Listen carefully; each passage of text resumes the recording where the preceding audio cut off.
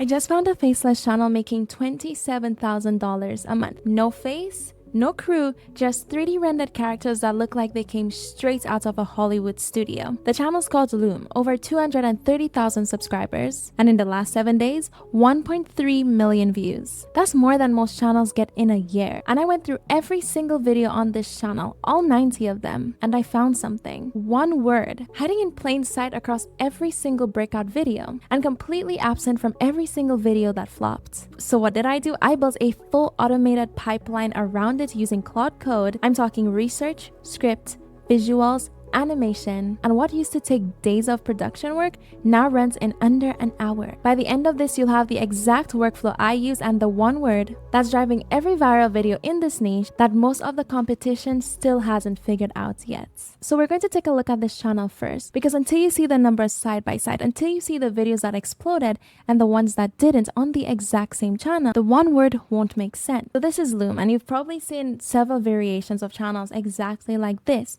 but take a look at this here. 230,000 subscribers, up by 14.15%. The algorithm picked up this channel and they are still actively pushing it. They make about 3 uploads every single week, averaging about 21 minutes per video. These aren't just quick 5-minute videos. And in the last 7 days, they've gained over 1.4 million views, up by 86.1%. This number of views channels don't even make in a year. They're making that in 7 days. But here's what actually stuns me, because not every video on their channel performs amazingly. When you take a look at the 26,000 to the 1.7 million video, you could see sometimes it's not even close. And when you see the gap, you'll see exactly what I'm talking about, crystal clear. Stick with me. The man who legally cheated 3 casinos out of $15 million, 1.8 million views.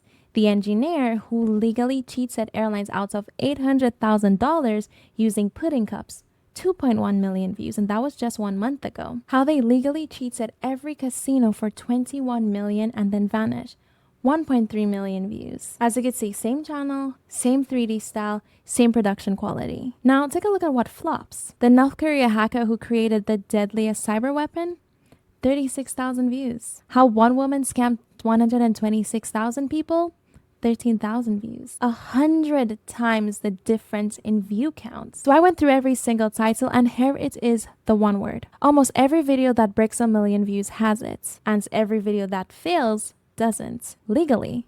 That word removes the moral blocker. The viewer isn't watching a crime, they're watching someone who outsmarted the system legally. That's an entirely different emotion, and that emotion gets shared. vidIQ estimated over $27,000 in earnings. That's not just income, that's a salary from a channel that most people probably haven't even heard of. Now, before you just go run ahead to copy this, here's the one thing that will waste your time if you get it wrong. Most people copying this, they're just gonna copy videos about lotteries or casinos because that's what they see working. Do not do it. That pocket is already getting crowded very fast. What you want to copy isn't that specific niche, it's the word legally combined with a method so absurd that it sounds made up.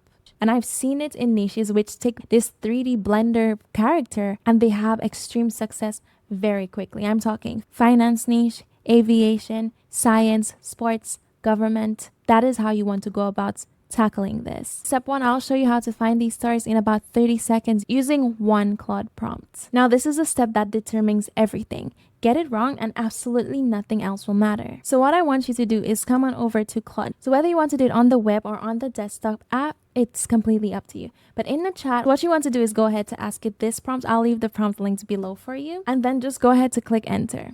Claude is actually going on the internet right now and actually searching for real stories. So it's not just coming up with made up stuff. It's searching the web to get these stories for you. As you could see here, it's gone ahead to give us 10 different responses we could choose from. Once you got the results, all you want to do is pick the one that sounds the most absurd. That's your story. If you don't like any of them, ask it to give you more. If you have a specific angle you want your stories to be in, simply tell it that and choose the one that just sounds the most absurd. So I'll go ahead to choose this one. I like the number I see here. Now step 2 takes us to the title test, because the title is the whole game. Person plus legally plus specific dollar amount plus absurd named method. Now, like I said, you can do this in completely different niches, but just for the sake of this specific tutorial, we are going into a similar niche as the exact channel. Brings us to step 3, which is connecting Higgsfield, which is what we're going to be using to actually generate those visuals. And you should already have Claude Code, but if you don't already, I'll leave the link in the description below for where you could go to download it and a guide on exactly how you can go about downloading it. But in order to connect Higgsfield to your Claude Code, what is it that you want to do? You want to come on over to Higgsfield AI. I will leave the link for it below. And you want to come on over to where it says MCP and CLI. Over here, you'll see this page where you have this code you can copy. It's simply as copy and pasting.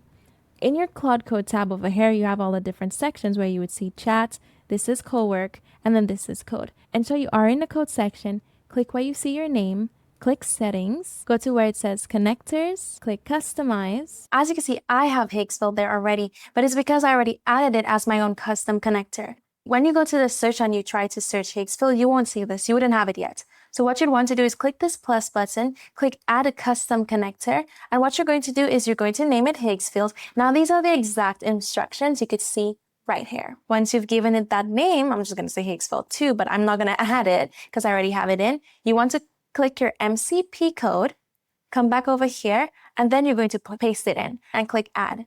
And then you'll be able to have your Higgsfield custom connector. As you can see from me, it says it's already taken, but what it's going to take you to is a page where you just log into your Higgsfield account and it's going to have it connected for you. It's really easy. From here, you'll see this page. I like to just click everything to need approval because the last thing you want is to automatically have it approve everything and have all your credits be wasting away because it's generating images, videos, displaying things without your permission, and you don't want to risk that. So I suggest leaving it off. If you don't care about credit usage, then you just go ahead to say it doesn't need your approval for anything. Now from here, the next step for you is to open Claude Code and load the skill.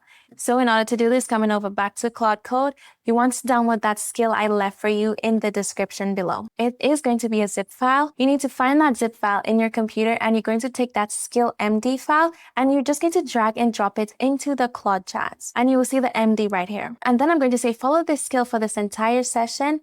Hit enter. Claude reads the entire skill pipeline and asks you one question, which brings you to the next step. Give Claude a story. This is where you stop working and Claude starts working. Claude is going to ask you who or what is this documentary about? Give me a name, a case, or an event. The more specific, the better. Claude will go ahead to research everything else that you need. So this is where you took that story you got previously and added in here. Or if you have your own story that you want to work with, you still add it in here and hit enter. Claude is pulling verified facts, exact figures, real quotes, the full story, cross-referencing sources, building the entire actual foundation. If it asks you anything to allow, you could click allow once or always allow. This is just Claude asking permission to actually go through the information in the script file. You tap one name and everything else is going to come back to you automatically. The next step brings us to model selection. Before it writes a single word, it asks which models would you want to use later on in the process. For this documentary, it recommends using GPT Image 2 because it has the best photorealism and 95% text rendering. And for the video animation, Seedance 2.0. Now, if you want, you could use Seedance 2.0 regular or Seedance 2.0 fast, which I do recommend because it's cheaper on the credits. Or if you prefer a different model like Kling or even a different image model like Nano Banana, you could write that in there because it tells you choose your option. You could click 1 to confirm that, yeah, you would like to use these models. 2, recommend, ask it, hey, based on my story that you're about to write, what models do you think would be best to utilize? Or you could just choose your own. In my case, I'll say for image generation, GPT-2 is good. And for video animation, Seedance 2.0 fast. Then just hit enter. Now from here, this is the moment that most AI tools actually let you down. You ask for a script and you get something that sounds like a Wikipedia article and that literally reads like a robot. But watch what happens here instead. This is written in the present tense, short declarative sentences, actual figures and numbers, no emotional adjectives. The narration voice is just locked on to Lume's style. So just go ahead to read through this.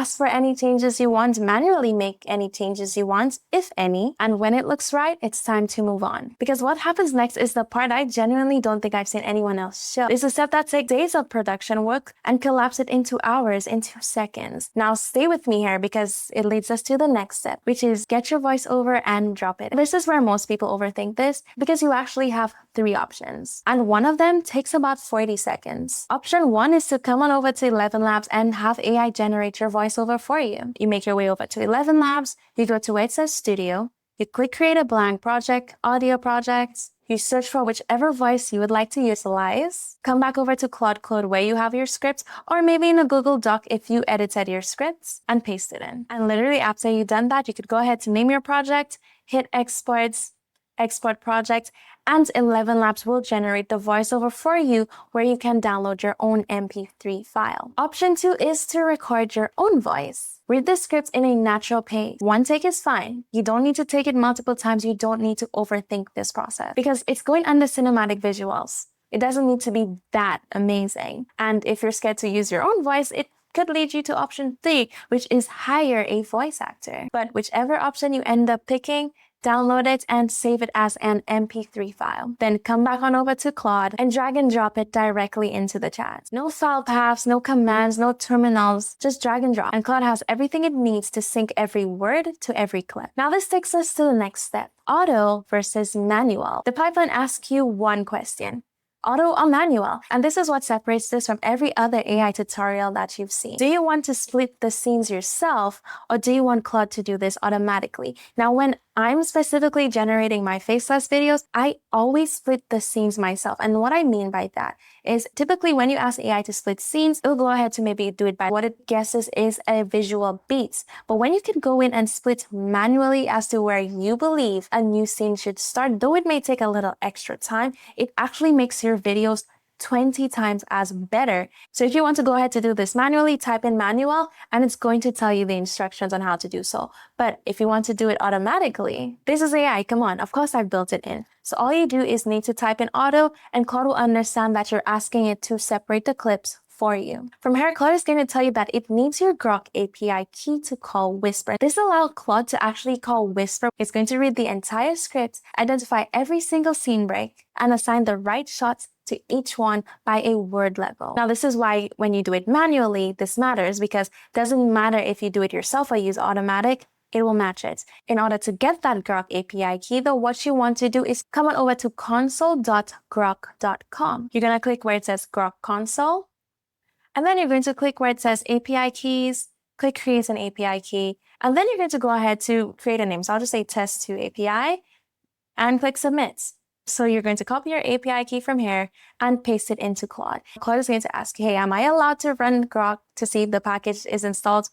Just say allow. If you don't have the Python package installed, it's going to do so for you. So you don't have to worry about all the other technical aspects. Claude handles it for you. And click allow. Now at this point, as you can see, it says it's running a call. What exactly is happening here? It's reading the scripts, it's writing the scene directions, and it's mapping every scene to the exact clip duration to every second. This is why what used to take days, going through clips line by line, deciding where its cut should happen or where its cut happens, generating the images one by one, calculating the durations manually, dragging and dropping. Claude is getting this done in a matter of minutes. Now from here, you would just want Claude Code to do its own thing. But for the sake of the tutorial though, I only decided that I am going to just run through this section of the script because I don't want to finish all my credits.